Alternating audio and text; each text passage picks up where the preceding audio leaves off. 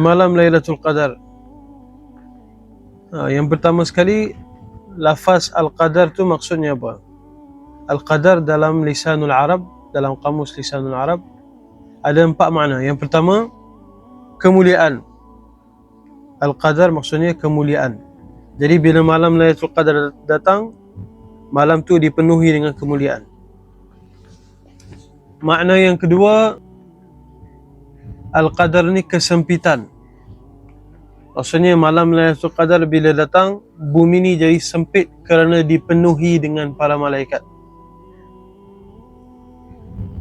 Makna yang ketiga, Al-Qadar ni takdir.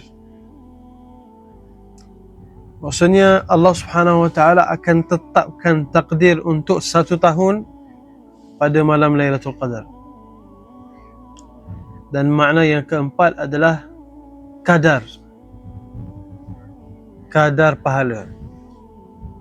Kadar pahala maksudnya malam Lailatul Qadar lebih baik daripada 1000 bulan. Maksudnya malam Lailatul Qadar lebih baik daripada 84 tahun 6 bulan ibadat. Itu kadar pahala dia. Wallahu a'lam.